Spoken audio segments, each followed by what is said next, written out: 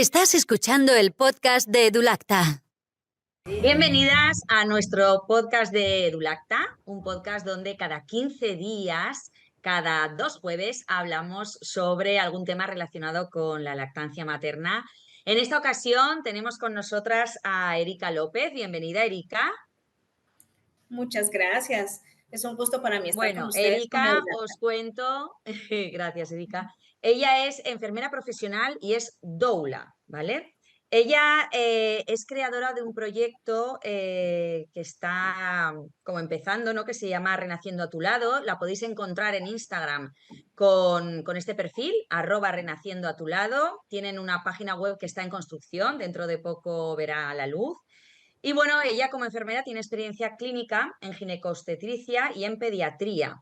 Y viene al podcast de Edulacta a tratar un tema del que hasta ahora nunca habíamos hablado, y a mí personalmente es un tema que me gusta muchísimo, ¿no? Porque, bueno, yo tuve una época en la que trabajé en el Museo de las Ciencias y se hablaba mucho pues de la evolución, ¿no? De la evolución de la vida desde que aparece, desde los orígenes, y luego cómo evolucionamos hasta aparecer los mamíferos.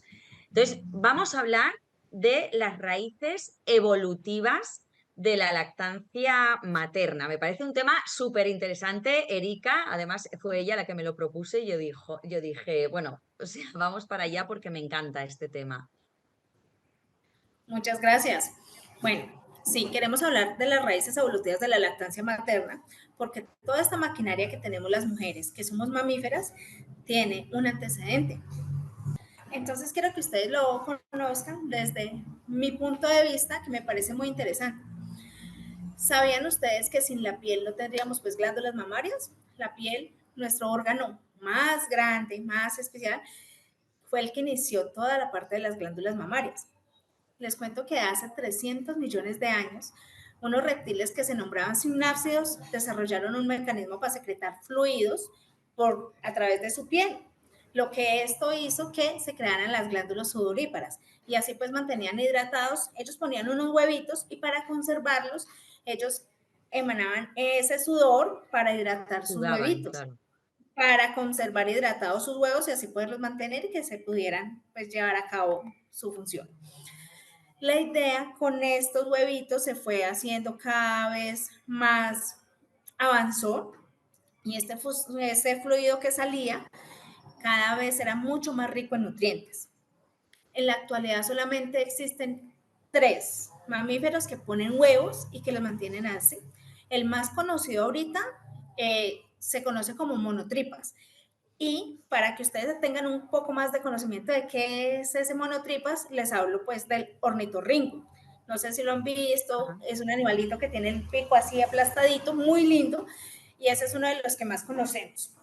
Al igual que los gimnásidos, ellos succionan la leche que se derrama por los pelos de la piel. Posterior a esto, pues se hizo todo lo que fue la combinación de la leche muy enriquecida en nutrientes, mamas y pezones, que es la unión perfecta para todo lo que es la lactancia. Cuando empezamos a hablar de la lactancia en humanos, empezamos a hablar de hace más o menos aproximadamente 2 millones de años, donde empezó toda esa perfecta unión de la lactancia, rica en nutrientes, más glándula mamaria y pezón.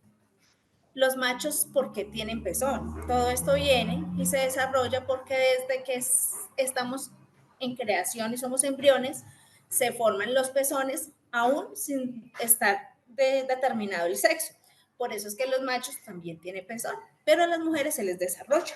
Un dato muy Entonces, curioso y que yo siempre recalco, que tengamos, que se nos quede bien en la mente que la lactancia materna, ya conocida como tal, tiene 2 millones de años. Es decir, gracias a la lactancia materna nos hemos mantenido sobre la faz de la Tierra durante 2 millones de años. Para que luego no se nos olvide, porque el sucedáneo ha interferido tantísimo y el sucedáneo tiene 150 años.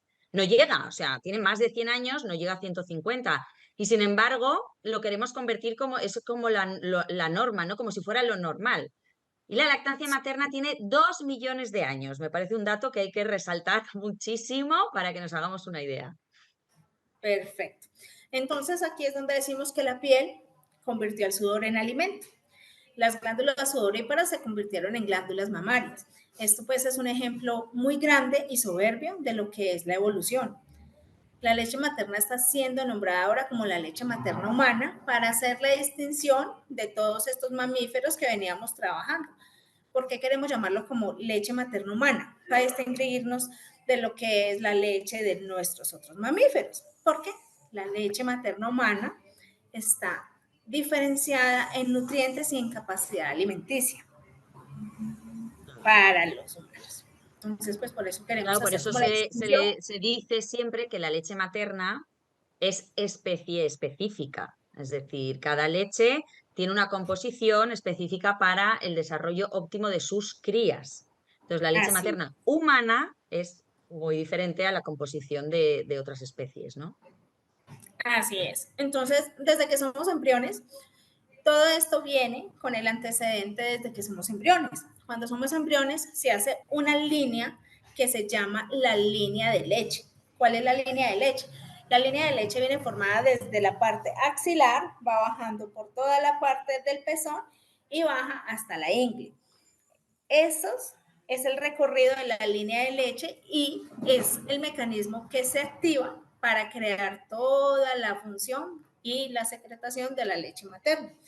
Es por eso que a veces en algunas mujeres tenemos unos pezones accesorios, que cuando las personas lo ven, a veces no los identifican y no hacen la claridad y dicen que son lunares, que son abultamientos, pero son pezones accesorios que se crean en estas líneas, línea de leche, y en ocasiones viene con glándula mamaria. La glándula mamaria se reconoce como una bolita, a veces se conoce mucho o se reconoce que sale acá a nivel de la axila y en ocasiones puede secretar leche. Esto no es muy común, pero puede pasar y a veces hacen la extirpación de estos lugares que no corresponden en el cuerpo por secretación, por dolor, que no es Para que pues, no lo generen adecuado. problemas, sí, porque hay veces, hay mujeres que no son conscientes de que tienen hasta que llega su primer embarazo y notan abultamientos en la axila que a veces asustan mucho por creer que igual sea otro tipo de problema, ¿no? De circunstancia y son glándulas Oh, ahorita, accesorias, como bien ha dicho Erika, porque a veces son pezones y además hay mujeres, como tú has dicho, que parecen pecas, en otras son pezones muy claros, a veces son pezón solamente o a veces vienen con glándula o a veces es la glándula sin pezón, que no tienen salida. Hay diferentes variables. No es algo excesivamente frecuente, pero sí que ocurre y sobre todo ocurre a nivel de la axila, sobre todo la glándula accesoria. Y a veces es muy molesta porque además no hay que estimular en absoluto para no provocar que haya más eyección producción. Y y sí que es producción. cierto que en mujeres a las que les genere algún tipo de problema o puede, porque puede crear mastitis, obstrucciones, pues igual acaban incluso extirpando, ¿no? Así es. Entonces, la glándula mamaria, idóneamente ideal con pezón, se forma entre la segunda y la sexta costilla y empieza pues su creación. Nosotros cuando quedamos en estado de embarazo, terminamos de crear esa glándula mamaria. Es decir, en este momento se da pues como una redistribución de todo el tejido para aumentar el tejido mamario. Todos sabemos pues que tenemos la mama en gran porcentaje con grasa, pero cuando eh, estamos en periodo de gestación, se hace una redistribución al nivel mamario para crear tejido mamario. Bajamos un poco el nivel de grasa y se crea todo lo que es el tejido mamario. Exacto. Posteriormente a esto se crea todo el vínculo del olor. Cuando estamos en gestación, el líquido amniótico y en el pezón nosotros tenemos unas glándulas sebáceas que sirven para generar ese olor que va a hacer la conexión con el bebé, segregan sustancia y sirven de limpieza para la misma areola. Después de que ustedes conocen todo Que este serían, proceso, perdona Erika que te interrumpa, serían las glándulas de Montgomery. las glándulas de Montgomery, que son las que secretan toda la forma sebácea, el Exacto. olor, lo que va a hacer que nuestro bebé cree ese vínculo y cuando nazca y salga de ese líquido amniótico y ese estado conocido para ellos y empiezan a raptar y a querer subir hacia nosotros, que nosotros somos pues los únicos como humanos que vamos a traer el bebé a nosotros. Ustedes han visto Eso en es. algún momento cuando, por ejemplo, las perras tienen sus bebés, Ellas se Mm. ubican y los bebés se arrastran, van hasta ella, que es por ese olor. Lo mismo pasa con nuestros bebés. En un estudio que se realizó, veíamos cómo los bebés hasta los 21 meses tenían la capacidad de identificar ese olor específico a mamá y se pegaban y se adaptaban más fácil a beber y a mamar esa leche donde encontraban ese olor característico. Es increíble, Fíjate, ¿cierto? La evolución humana. De hecho, si qué tú bonito, dejas un sí. bebé en tu abdomen, él va a tratar de raptar y de arrastrarse hasta donde está la mama por el olor que lo trae, por ese vínculo para empezar su leche materna, para Sí. alcanzarla y nutrirse. Ujú. Eso era lo que les Es, quería es un, compartir. es un, yo siempre explico, cuando explico esto, es maravilloso ver cómo la naturaleza, claro, genera, el mecanismo de la lactancia está perfectamente diseñado, y de hecho la lactancia, siempre decimos, forma parte de es embarazo, parto, lactancia, todo forma parte del mismo proceso. No se puede separar una cosa de otra porque está todo perfectamente diseñado, perfectamente orquestado meticulosamente por la naturaleza. Entonces me hace mucha gracia cuando las mamás dicen es que dar el pecho es muy difícil, o el parto, ¿no? Alrededor del parto también ese miedo al parto como si fuera algo súper peligroso. Y digo, pero si es que son parto y lactancia son dos funciones fisiológicas de las que depende la supervivencia de nuestra especie, que ya hemos visto que son 2 millones de años que llevamos aquí gracias al parto y gracias a la lactancia. Es decir, no es posible que sea tan difícil ni que sean funciones fisiológicas tan delicadas. Son funciones fisiológicas súper robustas para las que las mujeres estamos perfectamente capacitadas. Es decir, si a día de hoy se ha complicado todo tanto, es porque hemos interferido excesivamente en estas funciones fisiológicas, creyéndonos, jugando un poco a ser dioses, ¿no? O a ser mejores que la naturaleza, pues a veces hemos jugado en nuestra propia contra, ¿no? Y la naturaleza, vamos, lo tiene todo perfectamente diseñado. Así es, Ruth. Es que como podemos ver desde la teoría y de todas nuestras raíces evolutivas, realmente somos mamíferas y tenemos toda la capacidad para parir, para lactar. Existen casos, claro está, pues no podemos desconocer los casos clínicos y toda la parte clínica que no Sí, permite, por ejemplo, obviamente. una lactancia o por algunos cambios realizados en nuestro cuerpo. Por ejemplo, cuando tenemos algunas prótesis, complicaciones, cáncer de mama, extracción de mama, obviamente toda la parte fisiológica se cae y ya vamos a un mecanismo que tenemos que adoptar diferente, pero pues ya son Exactamente. temas diferentes. Pero desde que seamos mujeres normales que traemos acá, tenemos toda la capacidad para parir y para lactar. Yo creo que la lactancia es una decisión. Si decides lactar, puedes hacerlo.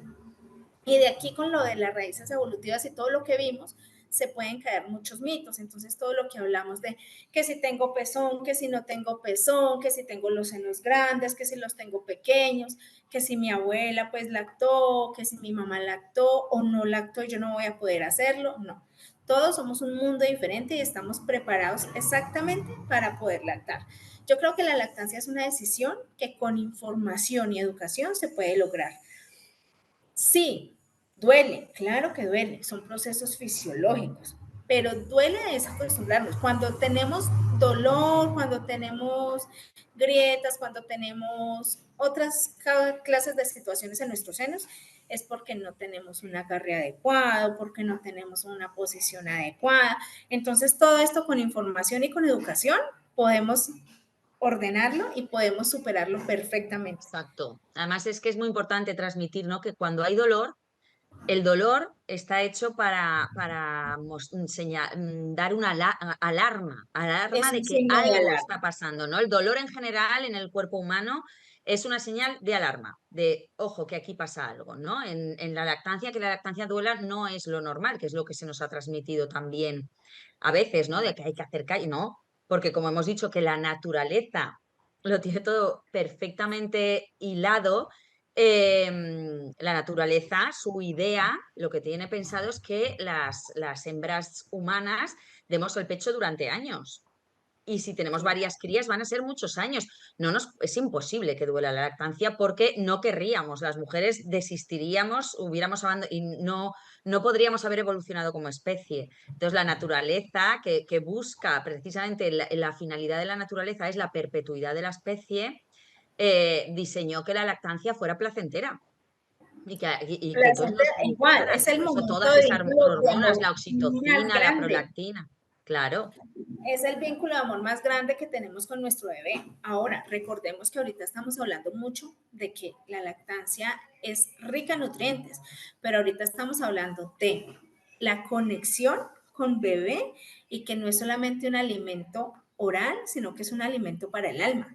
Entonces es el vínculo y es esa creación de ese amor con ese bebé donde vamos a lograr la mejor posición, el mejor agarre para evitar todas las complicaciones, dolores y caer todos esos mitos que traemos encima y simplemente hacerlo de la mejor manera. Si tenemos y continuamos pues con unos síntomas de alarma, como lo dijo Ruth, debemos acudir a la dula, al especialista, a la asesora de lactancia, quien nos va a identificar, nos va a mostrar y nos va a enseñar y nos va a ubicar cómo debemos hacerlo para poder tener pues la lactancia exitosa.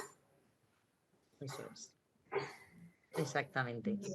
Sí, mi Ruth. Muy bien, Entonces, Erika.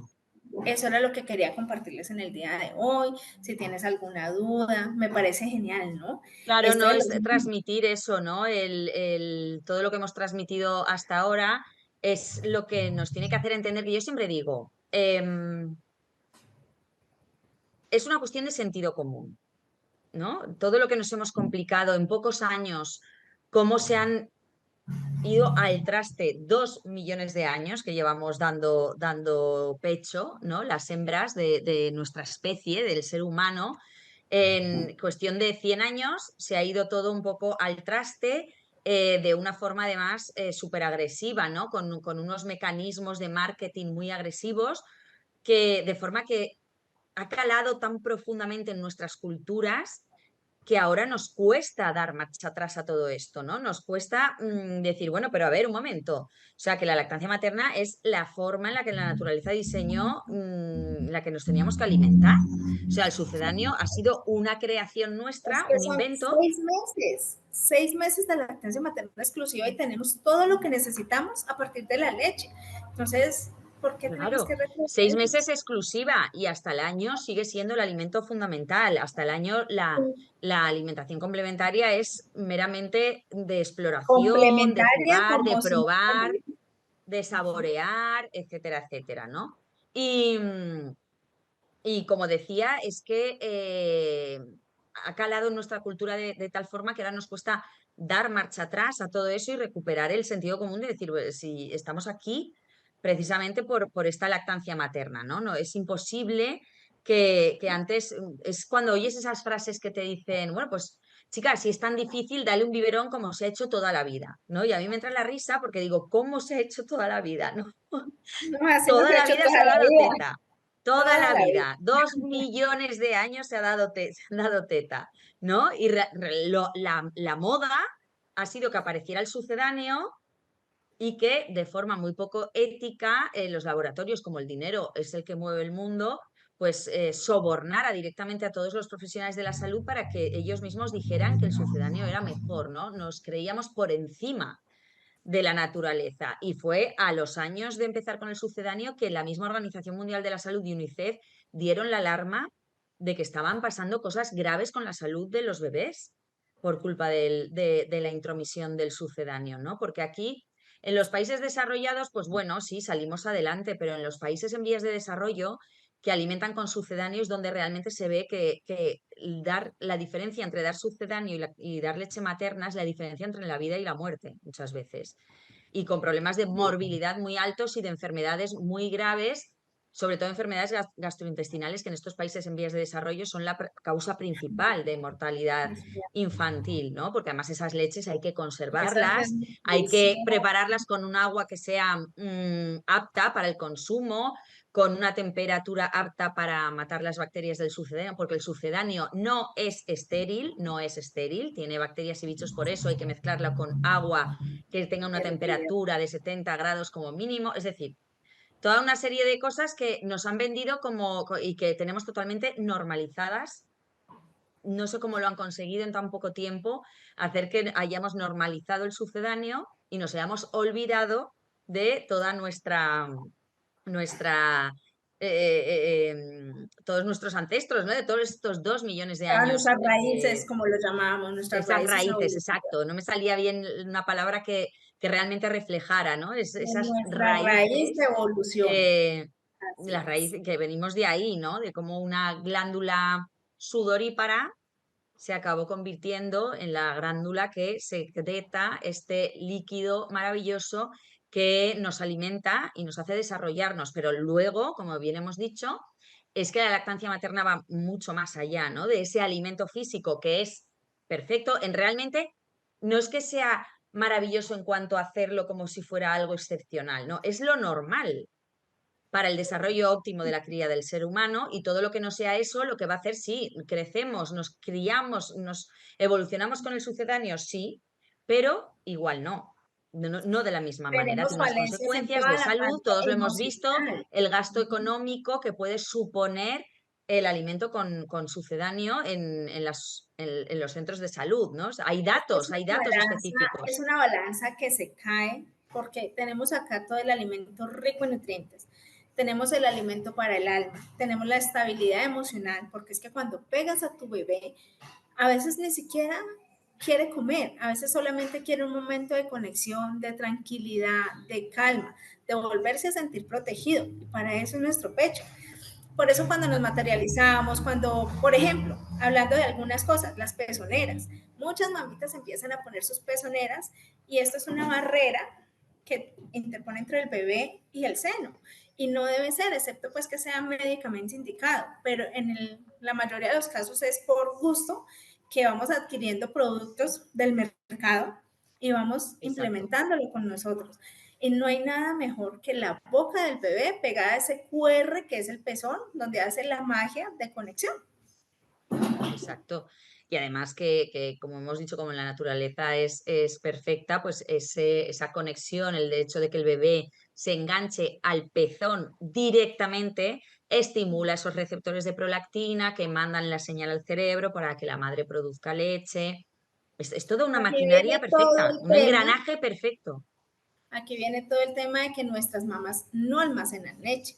Nuestras mamás producen leche. ¿Y cómo lo producen? A demanda. ¿Cómo es esa demanda? Pezón, boca de bebé y allí se crea una información entre el bebé y esa mama, que es lo que va a dar la producción de leche. Si necesitamos más, si necesitamos menos, si el bebé está bien.